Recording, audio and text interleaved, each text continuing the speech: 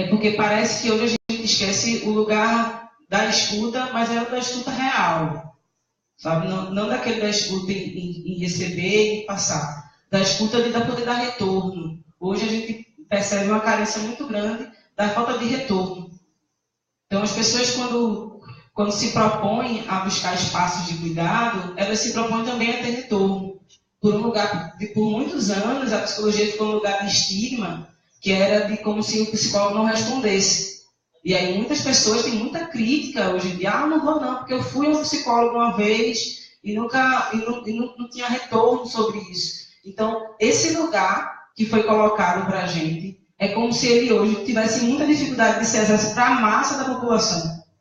Porque a gente tem uma quantidade enorme de informação, em que as pessoas muitas vezes têm a demanda de fala, e que precisam se falar, mas que por vezes elas têm a demanda do retorno também.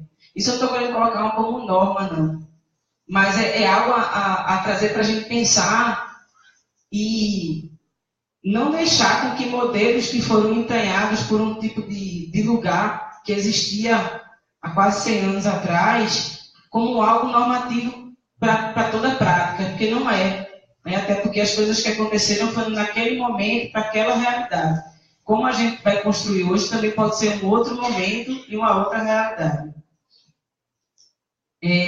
Um encontro possível, mais que possível, de que urgente, porque existe uma quantidade enorme de pessoas necessitando de espaços de escuta, de fala, de vivência, de encontro, e por alguma razão a psicologia não acessa todo mundo, apesar de estarmos em todos os locais de trabalho. Estamos em todas as empresas, estamos em diversos espaços de atendimento, estamos nos serviços públicos, em lugares variados, inclusive, só que muitas vezes esse lugar que foi conquistado pela psicologia, porque foi uma conquista também, ele não é conquistado para a população, ele é conquistado muitas vezes para a categoria. E aí eu acho que é o lugar que muitas vezes o conselho fica no meio, porque o conselho está a serviço da sociedade, para fiscalizar e orientar a categoria. E muitas vezes as pessoas acham que o conselho está a serviço da categoria. E aí isso é importante ficar registrado. Nós estamos a serviço da sociedade. E o lugar do sistema conselhos está para orientar e fiscalizar o trabalho e a forma e as vivências de prática da psicologia. Por isso que é tão importante que a gente se debruce para as demandas que acontecem para a sociedade, porque é a partir dessas demandas também que a gente vai construir nossa profissão e o nosso lugar. Então não é à toa que a gente conseguiu, por exemplo, uma coisa que é uma conquista de menos de 10 anos, já ter uma psicóloga na defesa civil, que não tinha. E foi uma luta grande de um grupo de psicólogas entendendo, porque toda vez que tinha chuva, muitos problemas na rua, defesa civil, que precisava de psicologia, éramos acionadas só de forma urgente. E não se pensava anteriormente planos de prevenção, formas e estratégias de cuidado. E aí um grupo conseguiu se organizar e efetivar para que aqui em Recife, no concurso público que teve, e agora é efetivo, ter psicólogas na defesa civil. E aí, entendendo que isso não é algo dado, cada espaço que a gente vai conquistar um pedaço.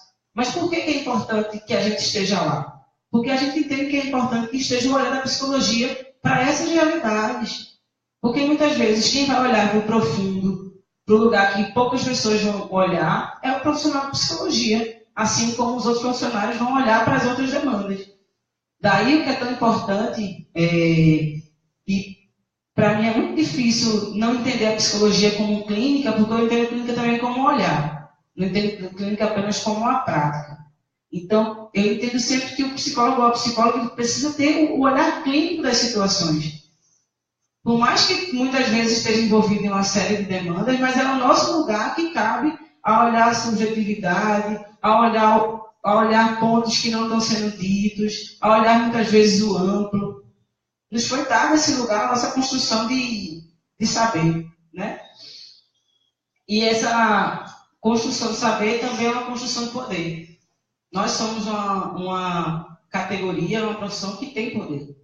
Tem poder de fala, tem poder de expressão, tem poder de argumento, porque a gente estuda uma série de pontos e livros. Inclusive, se a gente for falar por exemplo, sobre os malefícios do racismo na vida das pessoas. A gente vai poder falar vários pontos que a gente sabe o que é, como a gente também for falar sobre os malefícios da homofobia na vida das pessoas. A gente vai saber falar o que é e como é, e por que essa voz da gente ainda não é tão potente. Porque ainda a gente não consegue conquistar esse lugar de efetivação em pautar a sociedade com nossos pontos. Eu tenho um sonho que o Conselho de Psicologia, o Sistema Conselho, tem a mesma força da OAB. Que quando fala, todo mundo para e faz, é a OAB que está falando. E a gente tem esse lugar, só que a gente ainda não acredita nesse lugar. E aí, nas minhas viagens, eu fico imaginando também que a psicologia é uma profissão hegemonicamente de mulheres, né?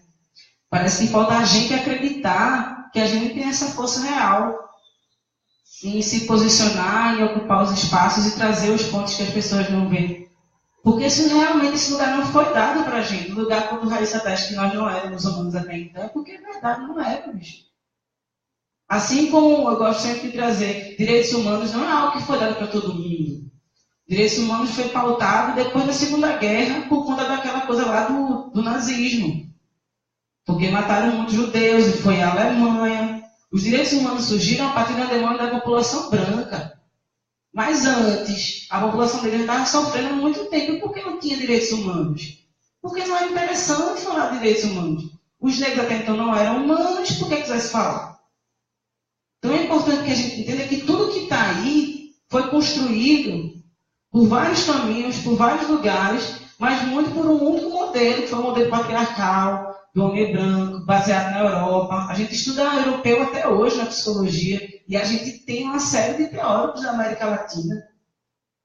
E a gente não ouve falar. Por que a gente não ouve falar? Então é importante que a gente, quando for se construir também, que a gente se construa a partir desse lugar. Por que a gente não sabe das demandas da população indígena? E eu sempre me questiono, por que a região norte é tão difícil de acessar? Acho que boa parte das pessoas já deve ter pensado, eu queria conhecer Manaus, queria conhecer o Acre. Por que é tão difícil de acessar essa região? Por que essa região do Brasil continua sendo isolada? Por que a gente não pode acessar mais ainda essa parte da nossa história? Assim como, por que a gente não acessa a nossa história na América Latina? Entendendo, inclusive, que na América Latina tem um movimento feminista fortíssimo, que a gente pode também acessar e deve. Inclusive, convido todo mundo a conhecer o movimento feminista da Argentina, que é um dos mais potentes, que coloca 100 mil pessoas na rua. Por quê? Eu sempre fico me questionando isso o tempo inteiro e quero que vocês se questionem por quê que a gente não consegue ver isso. Como é que a gente pode trazer à tona, e aí eu volto para cá, essa psicologia do viés nordestino também, nos horários das nossas necessidades daqui, porque ainda tem isso. Nós estamos na região do país onde, se nós, enquanto mulheres brasileiras, estamos invisibilizadas, as nordestinas é como se não existisse. Então é importante que a gente também sempre traga esse recorte para que a gente se coloque também presente nesse modelo e puxando aquelas que não estão podendo, a coisa do movimento feminista, uma puxa a outra, trazendo à tona também as teses, as dissertações, os artigos, as práticas, os movimentos, os lugares que as diversas mulheres já ocupam em diversos espaços ali, para trazer à tona e provocar mais gente.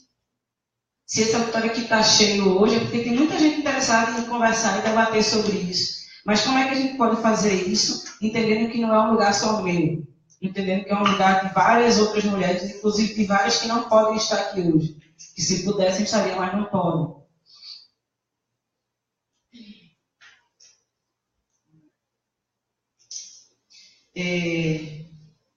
Acho que, para fechar, eu queria muito que a gente pudesse conversar, que a gente lembre que a gente vive numa sociedade de consumo, na era da informação, onde a gente tem acesso a tudo e, ao mesmo tempo, a nada. A gente escuta tudo, lê tudo, tem todo mundo nas mãos, né? Mas é como se faltasse algo. E aí também a gente vive uma era, que é o que eu venho chamando de corpos adormecidos.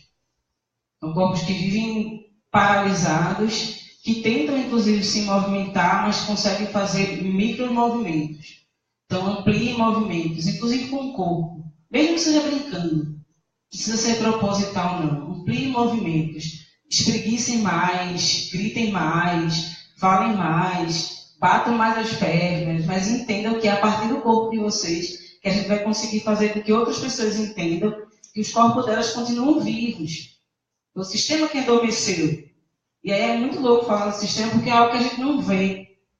E aí muitas vezes as pessoas ficam, que viagem é essa? Que sistema é esse que vocês estão dizendo? Mas é porque é uma força invisível tão grande que aí ela vai limitando a gente de olhar, que é aquilo que eu falei no começo, por que a gente não falou tanto dos temas? Vai limitando a gente de falar, de sentir, o coração adormece também. Tem a expressão que eu acho linda, que o ódio é o amor congelado. Então, às vezes, a gente precisa ser maçarico para descongelar alguns corações.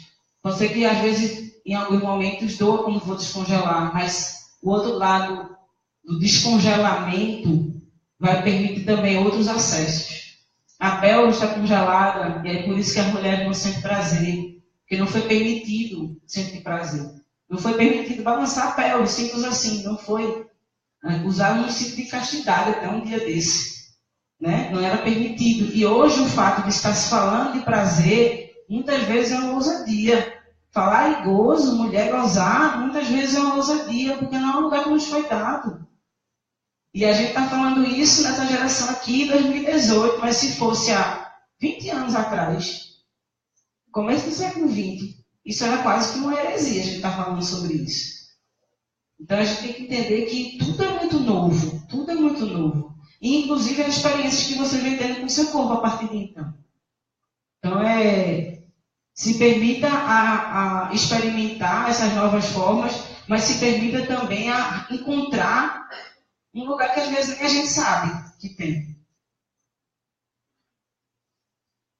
Entendendo também que essas forças invisíveis, elas têm um lugar que é uma força de aniquilação. Não é uma força para manter a gente aqui, não é uma força realmente para tirar a gente. Porque incomodamos o modelo normativo. O modelo normativo quer que fique do jeito que está. Que a gente trabalhe, durma um pouquinho e volte a trabalhar. Esse é o padrão do modelo normativo. E quem não estiver dentro desse modelo, desse padrão, são pessoas que não estão fazendo parte do sistema e são pessoas que não são interessantes. Então, busca-se formas de aniquilar essas pessoas, que não necessariamente é aniquilar, matar aquela pessoa, mas existem várias formas hoje em dia de você poder tirar a vitalidade das pessoas. E aí a gente precisa falar do índice alarmante de suicídio que a gente tem no mundo.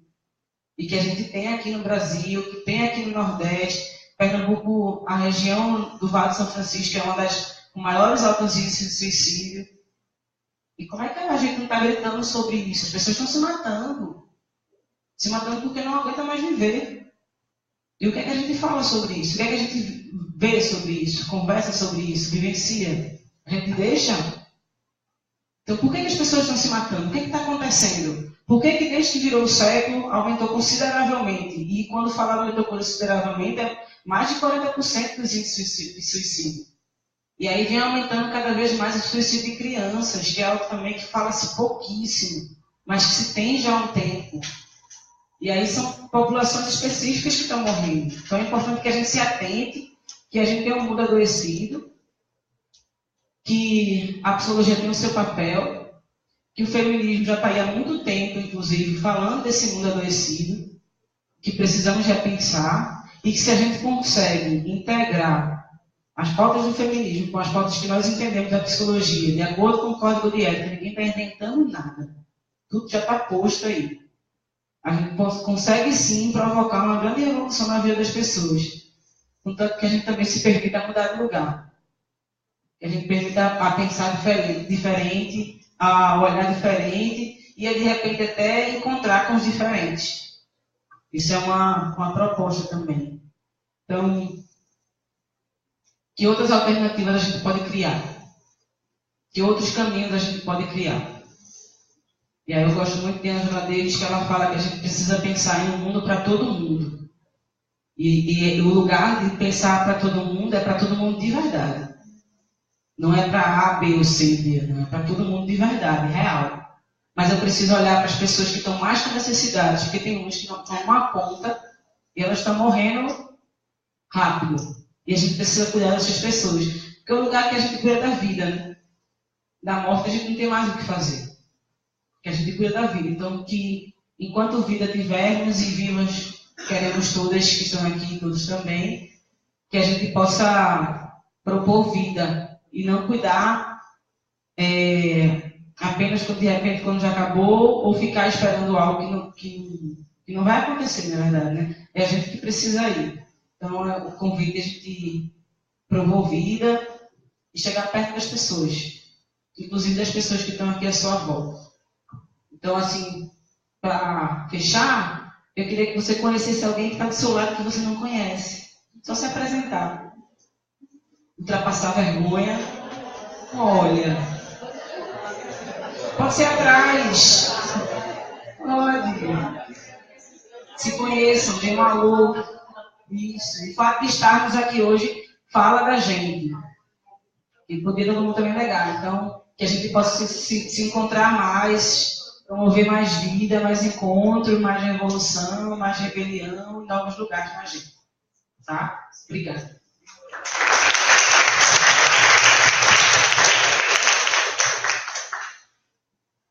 Muito obrigada, Priscila.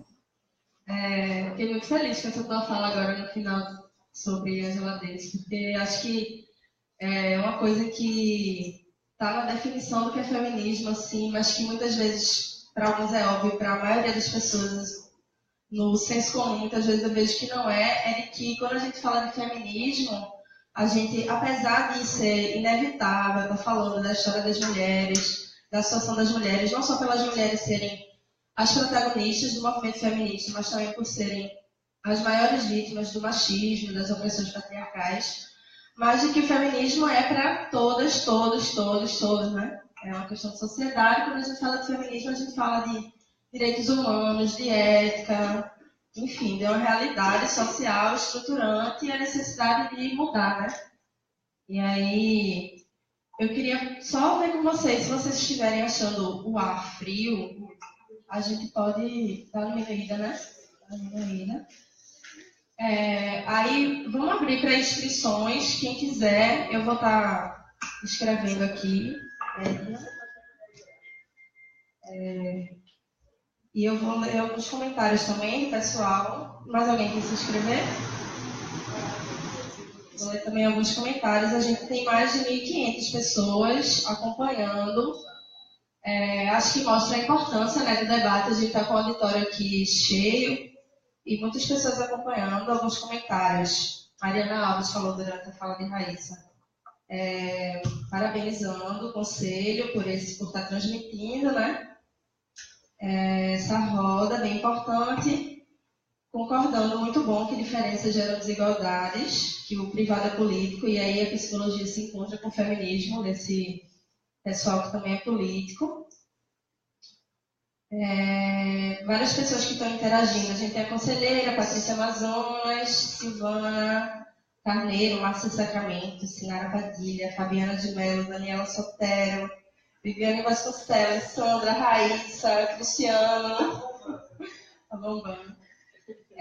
Podem continuar mandando perguntas, comentários. Patrícia Amazonas disse: verdade, no privado ou no público há muitos fatores ansiogênicos para as mulheres. Daniela Sotero arrasou, Raíssa, fala super bem articulada, incrível, já chegava assim no corpo, todo mundo, em todo lugar. Eu queria dizer também que o link da cartilha que Raíssa mencionou sobre questões sociais, publicada pelo Conselho Federal, está disponível já nesse link de transmissão do Facebook, para quem quiser ter acesso, tem o link lá. Ana Cláudia Nunes também comentou: sistema sedutor e opressor, aprisiona e aniquila, perversão oculta. E Fabiana de Mello disse: o suicídio é invisibilizado, assim como o adoecimento psíquico das mulheres e a vulnerabilidade social das minorias. Dialogar com o feminismo é cada vez mais urgente. Parabéns pelas falas e ao CRP por promover esse tema. E aí, vocês que forem falar, a gente pede que falem no microfone, por causa do pessoal. Pode, vem pra cá. para ele. Bem, gente, boa noite. Não. Eu estou numa hora ruim de Martim. Meu nome é Edna, eu sou mãe de Martim. Além disso, sou pesquisadora no campo de gênero e feminismo há algum tempo, psicóloga, professora, universitária e terapeuta da Entrelaços, que é uma clínica formada por psicólogas que vêm da psicologia social e das discussões de gênero. Então, eu não podia deixar de vir, mesmo não sendo hora boa para Martim, porque eu acho que esse é um momento histórico, né? Eu acho que o Conselho, ele já vem sinalizando, o Conselho Federal e o Conselho Regional, já vem sinalizando movimentações no sentido de dar visibilidade à discussão de direitos humanos, mas, efetivamente, eu nunca tinha participado na discussão de psicologia e feminismo, e por ser um campo que me afeta diretamente, além de ser um campo que eu estudo, trabalho, pesquiso, enfim, eu não poderia deixar de estar presente, mesmo esticando a corda do pequeno. E aí eu quis falar logo, porque eu também não sei quanto tempo eu vou durar, espero que ele dure, estou sacudindo aqui um tempo. Quando eu tenho aplausos, eu tenho que sair, então, para tentar perturbar menos o sono dele. Mas, assim, eu queria fazer 2 colocações apenas, entre as tantas que eu podia fazer, enfim, as horas de conversa que a gente poderia ter sobre esse tema, né? A primeira delas é que eu venho sentindo, sobretudo para vocês, que esse debate é urgente, a gente já sabe, eu acho que as pessoas que estão aqui já sabem, acreditam e têm consistência teórica e prática para falar disso, mas eu sempre fico me perguntando como estrategicamente fazer esse debate. E vez por outra, eu acho que nós somos muito normativos na nossa forma de falar. A gente elegeu o feminismo como nossa verdade, né, e é a minha, sim, né? Mas a gente, vez por outra, ao dialogar com as outras verdades e as outras leituras de sociedade, eu acho que a gente escorrega no mesmo desrespeito, na mesma intolerância. Eu digo isso porque toda vez que a gente fala da psicologia, a gente começa a narrar a psicologia do laboratório, colocando a psicologia do laboratório como algo que está lá atrás, a gente parte de uma compreensão de tempo linear, que eu acho que ela não nos ajuda. Porque existem pessoas que estão nos laboratórios hoje, existem pessoas produzindo psicologia hoje, e é muito legítimo que elas possam falar e emitir suas verdades. O que não é legítimo é que a gente não possa falar também. Né? Então, eu acho que a reivindicação é pelo lugar de fala, sim, e não pela desqualificação do que é produzido dentro da psicologia. Não estou dizendo que foi intenção de ninguém falar isso aqui, nem acho que é, né? Eu conheço tanto a mesa que nem posso colocar isso como uma questão, mas é porque eu venho sentindo dos outros debates, sabe? Que eu não acho que é desqualificando, eu acho que é possível construir conhecimento em toda a psicologia, sempre se perguntando a serviço de quê, obviamente, posicionando o nosso conhecimento, posicionando nossas teorias. Eu tenho uma experiência muito próxima dos alunos em graduação, né? Estudantes de psicologia, onde a gente começa a discutir psicoterapia, onde a gente conta essa história da psicologia, onde a gente problematiza essa história da psicologia no tempo de colônia e tal. Eu acho que é importante. Agora, é importante dentro de uma postura respeitosa aos outros campos de saberes, eu acho. Essa é uma primeira colocação. E uma segunda colocação, querendo fazer milhares e conversar com vocês até de madrugada, mas a segunda colocação que eu gostaria de fazer é que não dá para tratar ainda hoje feminismo como sinônimo de mulheres, né? Assim, nem gênero como sinônimo de mulheres.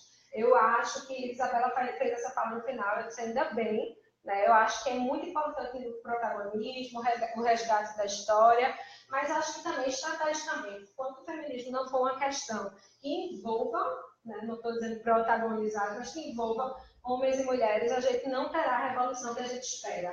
E aí não é só porque tem que contemplar e envolver todo mundo, é porque, efetivamente, os homens também sofrem efeito de machismo, né? É importante lembrar que quem mais morre e mais mata no mundo hoje, há muitos anos e hoje, são homens jovens, negros de periferia. E essa também é uma questão de gênero. Né? Essa também é uma questão de gênero, de construção de masculinidade. E eu acredito também que o feminismo, se a gente reivindica o feminismo como um movimento de mulheres que é, protagonizado por mulheres que é, mas esse feminismo, se a gente tiver os homens como parceiro, a gente vai estar construindo algo que vai libertar homens e mulheres e outras derivações. Então, eu gostaria de fazer essa ressalva da gente não tratar o feminismo como sinônimo de mulher, mesmo não negando o protagonismo desses espaços não, do movimento feminista, que é um movimento de mulheres, feito por mulheres e protagonizado por mulheres, que a gente inclua esses homens, porque é estratégico na nossa revolução. Eu me lembro quando eu fiz o mestrado em 2006, que eu pesquisei homens autores de violência, que muitas feministas me questionavam, e eu como feminista também tentava disputar esse território. Eu estou discutindo homens autores de violência porque as mulheres têm encontro, às vezes elas não querem se separar.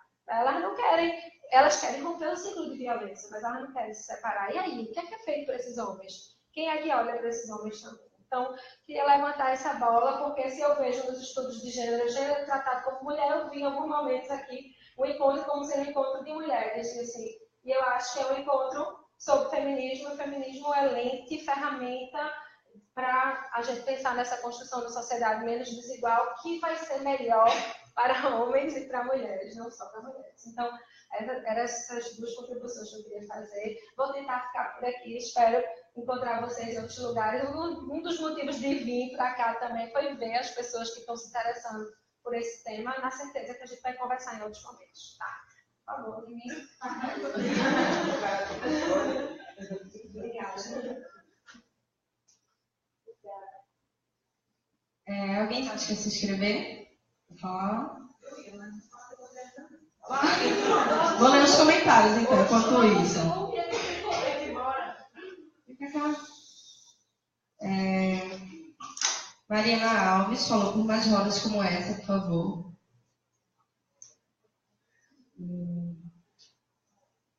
Esqueci. Cadê ela? Vai vir? Vai, Gil. Foi possível.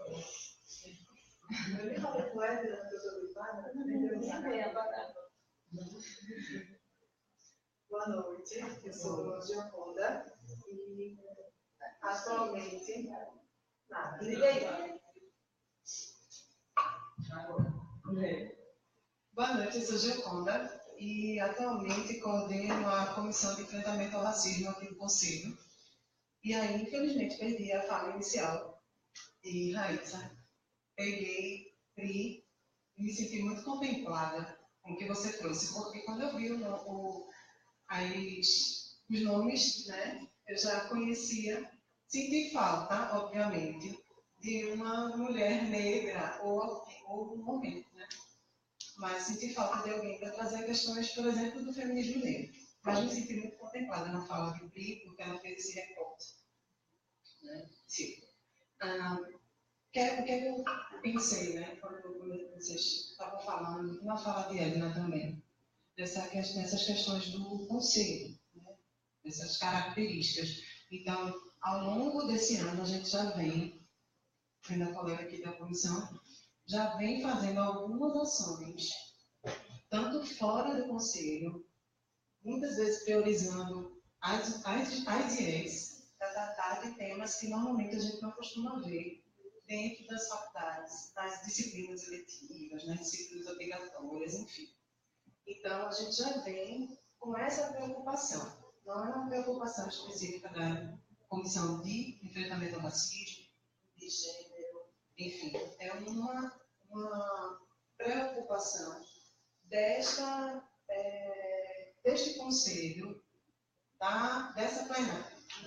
Então, a gente vem realmente saindo, tentando se aproximar mais, para que as pessoas conheçam mais do conselho. E é um tema que é muito caro para essa plenária. Então, é importante, eu acho massa quando eu chego aqui e vejo o auditório cheio, né? O pessoal jovem, de discutir, se aproximando do conselho, porque eu, como a Edna falou, nós somos contemporâneas, então eu não vim. Comecei a vir desde 2016, depois de formada há alguns anos. Então, é ótimo que vocês estejam aqui, porque a gente também tem espaço para as pessoas que estão na graduação, para os estudantes. Então, quem faz a mudança, né? Quem traz a mudança, quem traz o que falta, na verdade, é quem está lá ainda. Muita coisa já mudou do que eu vi. Eu estive na Federal. Então, algumas coisas a gente já sabe que tem esse semestre. Eu tive a oportunidade de ir para uma disciplina com o Benedito, me agrado, e ele falava sobre a questão de raça, né, sobre a questão racial. Uma disciplina, então, já é um avanço, né? Não teve. Então, é importante E a mudança, acho que o que eu realmente queria trazer era isso, né? A mudança vindo de quem está ainda pensando na base, nos congressos. Uma outra coisa também é que em 2017 foi lançada a cartilha, que normalmente eu tenho na bolsa, mas eu não estou com ela aqui. Falou, pronto, a pessoa chega no final, já escutaram. E é uma cartilha excelente, tem um acesso tranquilo pela internet, não sei se vai falar, pelo link. Arrasou. Eu estou contempladíssima. Obrigada, gente. E é isso, assim, pegando o bonde da fala sobre gênero e diversidade, vale a pena lembrar, né, que esse convite vem da Comissão que discute gênero e diversidade, e não é da ordem do acaso que essas duas temáticas estão associadas, porque o movimento feminista inspirou também uma série de questões. A teoria feminista até hoje inspira os debates LGBT, né, e as discussões de raça dialogam com as questões de gênero de forma muito próxima. Então, não é da ordem do acaso que a gente precisa associar nossas pautas e entender que não dá para se pensar feminista sem pensar questões do racismo, sem pensar relações raciais, não dá para pensar questões de gênero e feminismo sem pensar diversidade sexual, sem pensar a diversidade possível, né, de mulheres que a gente tem encontrado, que nem sempre são as mulheres cis e brancas que a nossa categoria é formada. E aí vale a pena a gente olhar para si, né? A nossa categoria é formada prioritariamente por mulheres de classe média, brancas e cis. Isso é o nosso lugar de fala e a gente precisa, ao reconhecer esse lugar, buscar caminhos para que a gente não precise exclusivamente ter um olhar a partir desse lugar. Pegando um pouco a metodologia que Pri usou, né? Vamos sair dos nossos lugares, entendendo qual é o lugar que a gente tem, mas se posicionando também no diálogo com essa outra pessoa, esse outro lugar.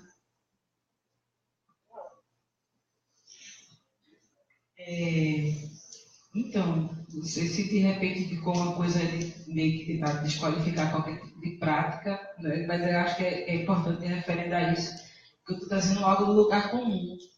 Né? É muito comum a gente ouvir na clínica as pessoas trazerem um lugar muito específico do profissional de psicologia.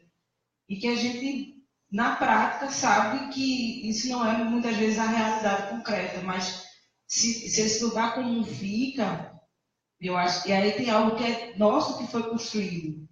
E aí a forma que eu venho sentindo de desconstruir é trocar muitas vezes de lugar mesmo. Então, como é que a gente pode trocar esse modelo, né? A gente aqui está bem simbólica, né? Esse modelo de mulheres brancas representando a psicologia, mas entende, não seus filhos. Depois a gente conversa sobre isso. Mas de como a gente poder tornar que a gente não se transforme nesse lugar também que é enraizado, assim, né? Estruturado a partir disso. Porque esse modelo também é algo que foi colocado, mas não quer dizer que a gente seja isso. Né? Então, a gente é muito mais, a gente é um monte de coisa, inclusive. Né? Como é que a gente também traz à tona esse nosso lugar diverso e misturado, mas e aí o que eu venho tentando fazer é como é que a gente abre mão do nosso lugar de poder para que outras pessoas ocupem e tragam a sua voz e tenham poder. Como é que a gente abre mão disso?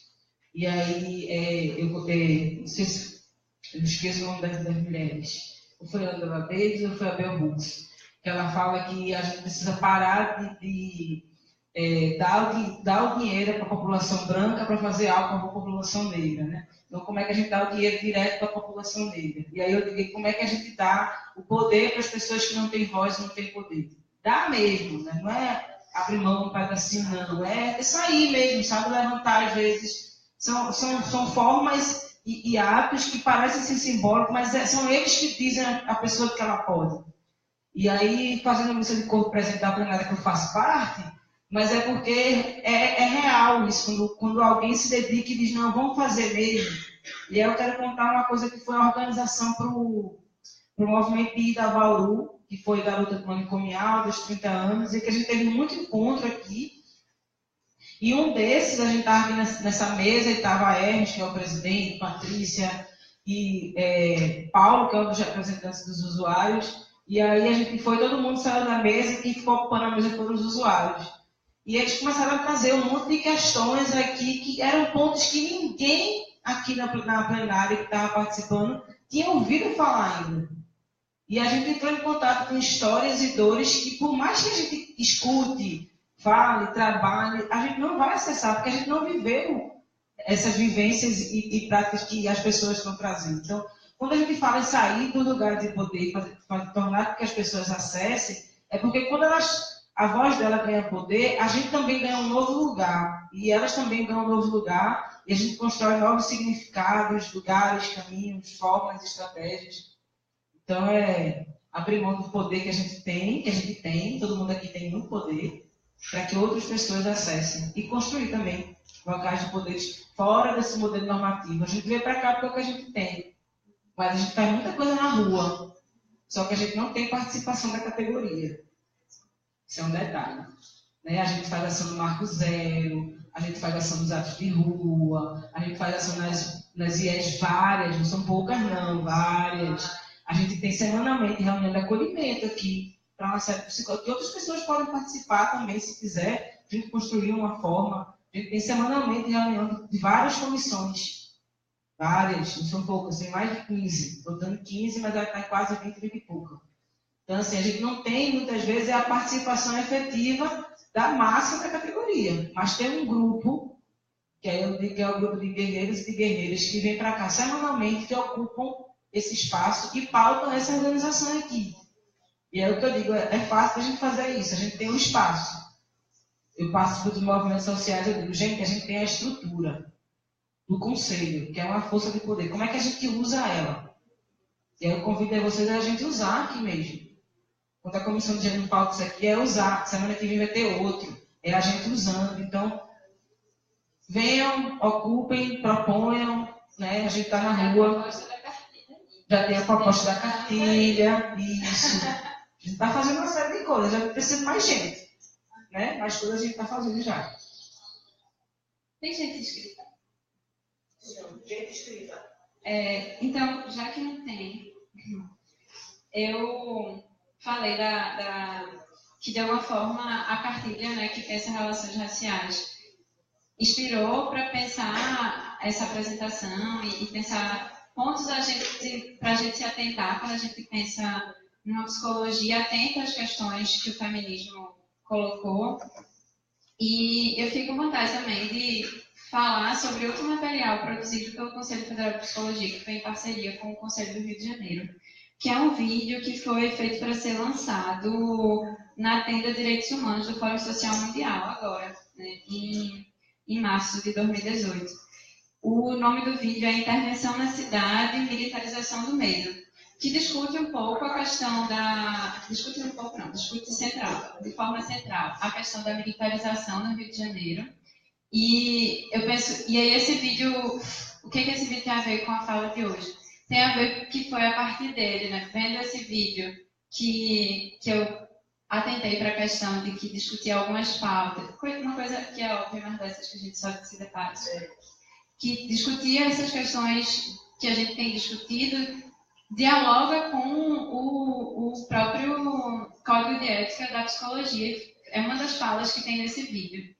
E é um vídeo que eu acho muito importante para a gente pensar no momento em que a gente vive, de contexto de golpe, né, de nossa democracia ameaçada, um contexto de militarização de uma das principais cidades do Brasil, e a serviço de quem essa militarização está, matando quem essa militarização está. A gente sabe, como Edna trouxe esses dados, né, do quem é que mais morre e mata é a juventude negra, e a juventude negra tem mãe, e a juventude negra, quando morre ou mata, provoca um profundo sofrimento, porque são filhos de mulheres negras que morrem, são filhos de mulheres pobres que morrem, são parentes, são companheiros, são, enfim.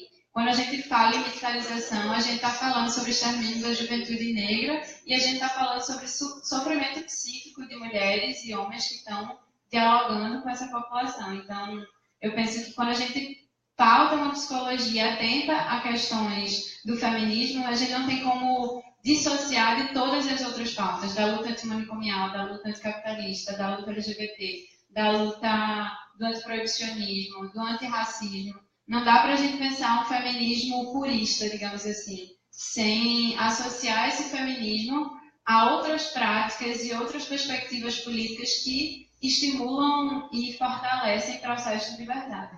Então, quando a gente está falando de militarização de comunidades, a gente está falando de tudo aquilo que vai contra processos de liberdade.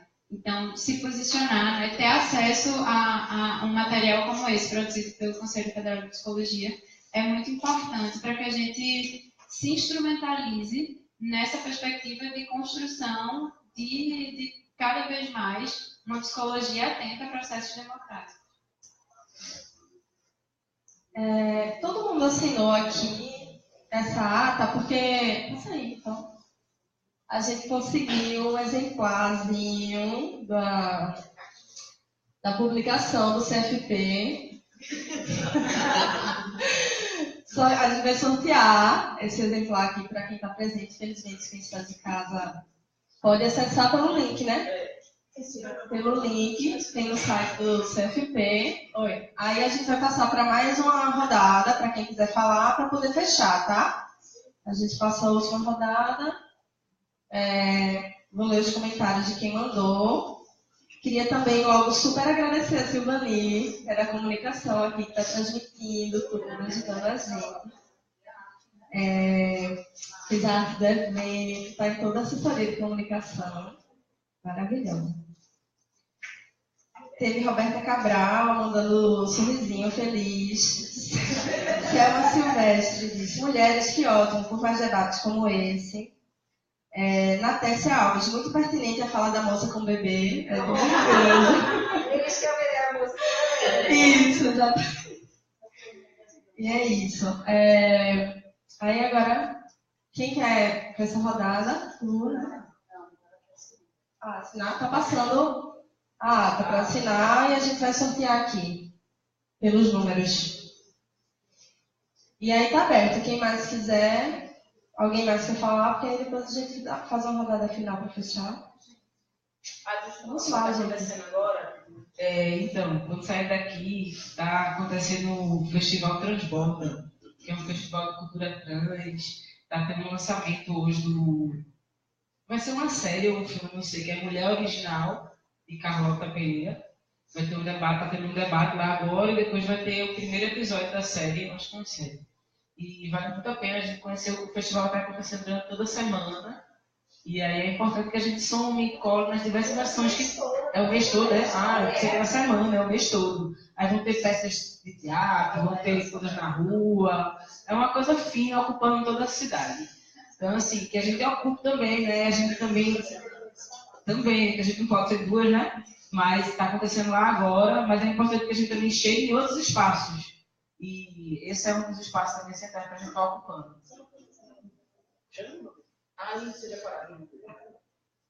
Segunda-feira vai ter um evento aqui também. Segunda-feira vai ter outro evento aqui também. Vocês podem pegar mais informações no site do Conselho. História das Mulheres e Mulheres na História. O tema.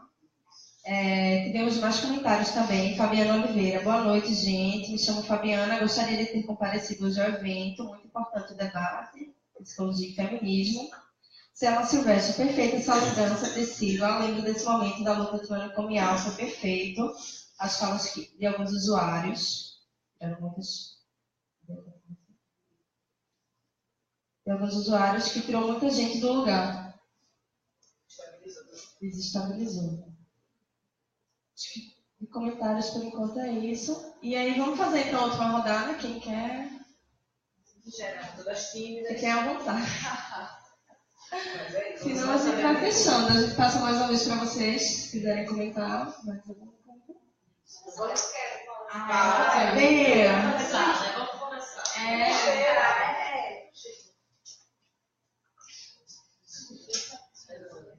Primeiro eu queria parabenizar as duas falantes aí, foi massa, foi ótimo ter escutado tanto essa tua participação, essa tua colocação nessa linha, resumidamente, mas tu ajuda a gente a se colocar na história. E Priscila, né, como sempre, mexendo com o nosso corpo, tirando a gente do lugar, eu acho que é massa. Meu nome é Alda Roberta, sou psicóloga. E assim, fico super feliz de estar junto com vocês falando como psicóloga e falando como mulher feminista, né? E eu acho que era interessante a gente pensar algumas coisas, acho que a Isabela falou isso no começo, até a posição, como dificulta a gente se olhar, a gente conversar um auditório no Conselho de Psicologia com cadeira fixa. Eu acho que isso é uma coisa que a gente tem que começar a pensar, o quanto é difícil, assim, para eu falar, né, no lugar de mulher, no lugar de psicóloga, eu tenho que me levantar do lugar e ficar em pé na frente de outras pessoas. Para mim, não é tão difícil, porque professora é acostumada a falar na frente, mas para outras pessoas aqui, que tem um monte de coisa que eu queria falar, eu tenho certeza que trava um pouquinho. A outra coisa que eu queria trazer, eu acho que me chamou muito esse tema, porque tanto a psicóloga como a feminista mulher, né, fica com a obrigação do lugar do cuidar. Eu acho que a gente precisa pensar um pouco no que é isso do cuidar, né, no lugar da gente que deseja e que deseja às vezes não cuidar, né? Enquanto é cobrado na nossa sociedade, a mulher ser a que cuida. Eu estava pensando numa conversa mais, eu gosto de falar mais perto, assim, e aí fiquei pensando, muitas vezes na minha família, não como terapeuta, como mulher, gente viva, do pessoal dizer assim, fulaninho está no hospital, mas eu não vou não, porque eu não gosto de hospital. Aí eu pensando assim, eu gosto de hospital, né? Assim, eu vou para enterro não, porque eu gosto de enterro. Sim, mas eu gosto de enterro? Será que eu gosto de enterro? E aí, assim, e na psicologia também é isso, de ficar, a psicóloga é a que cuida. Então, você é psicóloga, então vai tu, fulaninho está sofrendo isso, vai tu que é psicóloga. E esse lugar que a gente, eu acho que é interessante que a gente possa se aproximar para a nossa vida mesmo, né? E eu queria que vocês comentassem um pouco sobre isso. Do lugar da mulher psicóloga e da mulher que não pode desejar, né? E que tem que ter prazer em cuidar. Eu achei muito legal a tua fala sobre a questão dessa omissão, desse prazer, né? Porque eu sou casada e meu marido faz assim, eu gosto de cozinhar. Ele cozinha porque ele gosta, né? Eu não tenho o direito de gostar, por exemplo, de cozinhar ou não cozinhar, ou dirigir ou não dirigir, ou fazer ou não fazer. Esse lugar da mulher que deseja, que pode gostar, que pode não gostar, que pode ter prazer, que pode gostar de enterro, que pode não gostar de enterro, né? E eu queria também que tu tentasse falar, Raíssa, a questão do uso dos remédios para emagrecer, que é outro ponto, né, de unha encravada na nossa vida de mulher que tem que ser, além de todas essas coisas, tem que ser magra. Não é?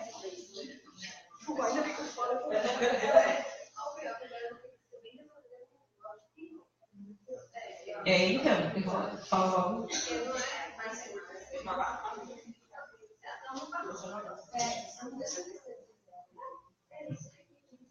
Boa noite, sou Edson.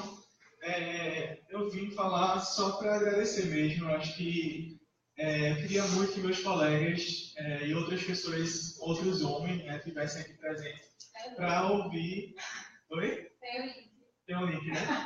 Mas eu acho que deveria ter muitos outros aqui para ouvir e pensando, né, a minha primeira graduação foi pedagogia, né? Você falou isso sobre Paulo Freire. E eu sempre gosto de associar a pedagogia da autonomia de Paulo Freire, né, ao nosso fazer psicológico também. E como a gente precisa despertar nesse outro essa autonomia, esse desenvolvimento.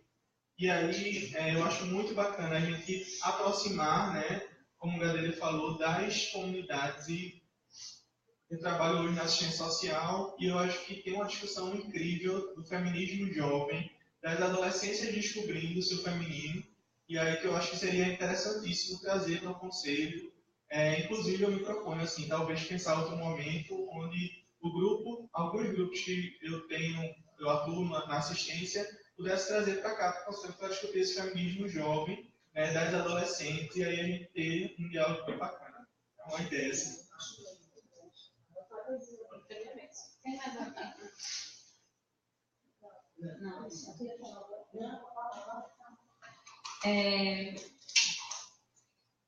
E aí a gente já fala e faz o fechamento. Sim, vou começar. Aquilo que a Alda trouxe, né? Eu tinha trazido a coisa do uso dos fármacos, de modo geral, ansiolíticos e antidepressivos que são utilizados por mulheres que muitas vezes se sentem depressivas ou ansiosas por todos aqueles fatores que a gente já conversou antes.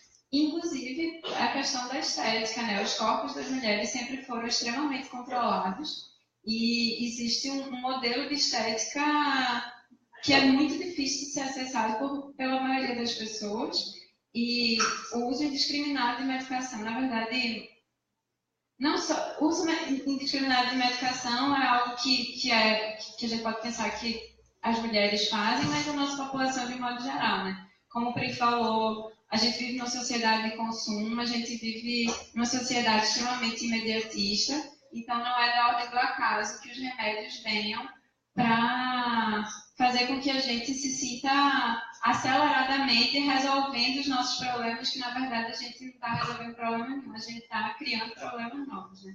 Então, quando a gente estava dialogando um pouco sobre pensar uma psicologia, fazendo um paralelo como que eu tentei fazer, né? Uma psicologia bancária, uma psicologia libertadora, se a gente está dentro de um modelo de psicologia bancária que se associa a um modelo capitalista de velocidade, se a gente não atenta para essas questões, a gente vai estar reproduzindo uma série de opressões que historicamente têm se reproduzido. E quando a gente pensa no modelo de psicologia libertadora, a gente inclusive provoca o questionamento de para que esse tanto de remédio que se toma, né? A serviço de quê? Da indústria farmacêutica, a serviço de quê a gente... E para quem a gente está tomando tanto remédio, né? Não é para a gente, com certeza.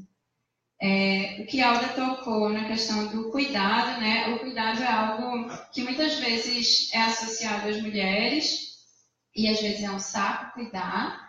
E a gente, como psicóloga, a nossa profissão é associada ao cuidado, a gente, como mulher, é associada ao cuidado, e tem hora que a gente só quer não cuidar de ninguém, e a gente ainda chega uma psicóloga feminista dizendo, inclusive, tem autocuidado, viu? Você tem que cuidar dos outros, e cuidar de si. Mas aquilo que eu tinha tentado trazer, né, como propostas metodológicas de pensar uma psicologia libertadora, que se associa a princípios feministas, fala um pouco sobre essa coisa da construção de rede, e quando a gente está associada em redes de cuidado, a coisa do cuidado passa a ser muito mais diluído, passa a ser muito mais prazeroso. Cuidar também pode ser prazeroso, esse é o ponto, né?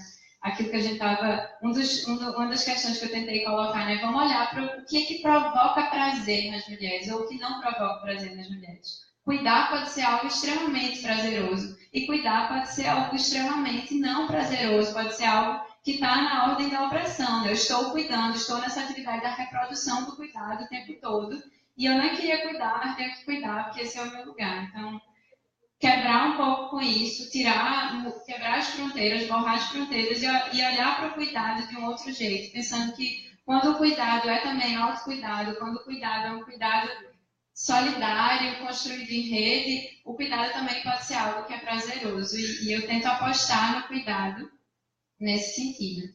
E a partir da última fala do companheiro, que eu esqueci o nome, Edson, que ele fala sobre a pedagogia da autonomia. Eu estou fazendo muitas propagandas hoje, né? Eu indico a leitura da pedagogia da autonomia para pensar um olhar clínico. Eu fazia parte, no ano passado, de um grupo de estudo de clínica e a gente discutiu pedagogia da autonomia, né? Que é um texto que aparentemente não tem nada a ver com psicologia, mas que indico para todas as psicólogas e psicólogos a gente pensar o que é autonomia, pensar o que é promoção de autonomia dentro da nossa prática clínica, entendendo a clínica como um olhar clínico, um olhar caro para a psicologia, Um olhar que pode existir no contexto da clínica, individual ou de grupo, mas também nas escolas, nas organizações, nos hospitais ou em qualquer outro lugar que a psicologia esteja, como bem lembrou Priscila, a psicologia está em todos os lugares. E uma outra coisa que Edson trouxe é essa coisa da juventude, né? A juventude, quando eu olho para as pessoas que estão aqui em diálogo com a gente, né? Eu vejo muitas mulheres jovens e não me parece que é da ordem do acaso, que poucas mulheres não jovens, ou pelo menos, enfim, né? Não estou querendo julgar ninguém. Mas assim, quando eu olho para o rosto das pessoas que estão na nossa frente, eu vejo pessoas jovens. A maioria de vocês são pessoas jovens. E não me parece que é da ordem do acaso. A psicologia passou a se atentar há muito pouco tempo, mas não só a psicologia, a sociedade passou a se atentar às questões que o feminismo coloca há bem pouco tempo. No mestrado eu estudei as jovens feministas do Nordeste, fui pensar o que é sujeito político, um sujeito político que está articulado numa Associação Brasileira de Jovens Feministas, enfim, era algo que eu tinha alguma dificuldade para encontrar com esse sujeito político, as jovens feministas. Hoje em dia, eu conto nos dedos as minhas amigas que não se assumem enquanto feministas. Que bom, que maravilhoso. Me parece que a internet, né, nos garantiu a popularização do feminismo. Me preocupa um bocado, porque dentro dessa popularização do feminismo, o capitalismo chega e pega e começa a fazer uma mercantilização do feminismo. A gente vê na CIA propagandas de feminista e as revistas passam a vender o feminismo. Fiquemos atentas a isso. Que feminismo a gente está falando? Feminismos, existem muitos. Feminismos atentos às questões de gênero que estão querendo promover a liberdade. Quais são? De que forma a gente pode construir? De que forma a gente pode chegar? E fico feliz que a juventude, fico feliz que a gente novinha da psicologia esteja aqui querendo fazer uma psicologia diferente e que assim seja. E, para finalizar, eu trouxe... eu queria falar para vocês uma música que mexeu muito comigo nos últimos tempos, né? Diante do modelo de Bela Recatada do Lar, que a revista Veja, em 2016, no ano do golpe, colocou como um modelo de mulheres, a gente também se encontra com outros modelos que muitas vezes são categorizados, diagnosticados de triste loucomar. E aí eu fiquei com vontade de ler para vocês um trecho dessa música que chama Triste Loucomar, que diz assim: Triste loucomar será qualificada, ela quem recusar seguir receita tal, a receita cultural, do marido e da família. Cuida da rotina, só mesmo rejeita, bem conhecida receita. Quem não sem dores, aceita que tudo deve mudar. Aí depois tem um bocadinho de música e aí um outro textinho fala, ela desatou nós. Eu fico pensando que esse é um convite, né? Ainda que a gente seja classificado como triste loucomar, quando a gente resolve quebrar com o modelo que está colocado para a gente, quando decide não ser Bela Recatada e do Lar, acaba sendo classificada como triste loucomar. E se querem me chamar assim, não importa. A gente está fazendo isso e a gente entende que quebrar com esses modelos é se libertar. E se libertar é aquilo que a gente deseja. É isso.